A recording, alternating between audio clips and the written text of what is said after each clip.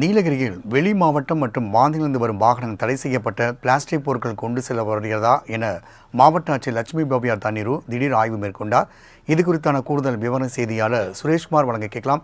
சுரேஷ்குமார், மாவட்ட ஆட்சியரின் இந்த ஆய்வுகள் குறித்தான கூடுதல் விவரங்களை பதிவு செய்யலாம். வணக்கம் ராம்குமார்.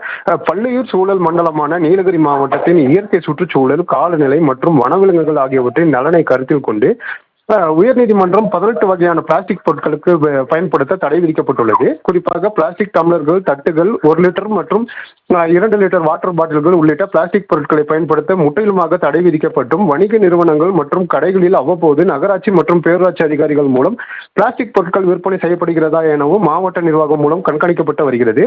அதேபோல் நீலகிரிக்கு வெளி மாவட்டம் மற்றும் வெளி மாநிலங்களிலிருந்து வரும் வாகனங்களில் தடை செய்யப்பட்ட பிளாஸ்டிக் பொருட்கள் கொண்டு வரப்படுகிறதா எனவும் நீலகிரி மாவட்டத்தின் முக்கிய சோதனை சாவடியான குன்னூர் மேட்டுப்பாளையம் தேசிய நெடுஞ்சாலையில் அமைந்துள்ள கல்லா தூரிப்பாலம் சோதனை சாவடியில் வெளி மாவட்டங்கள் மற்றும் வெளி மாநிலங்களிலிருந்து வரும் வாகனங்களில் இ-பாஸ் மற்றும் தடை செய்யப்பட்ட பிளாஸ்டிக் பொருட்கள் கொண்டு வரப்படுகிறதா என மாவட்ட ஆட்சியர் லட்சுமி பவ்யா தண்ணீரு திடீர் ஆய்வு மேற்கொண்டார்.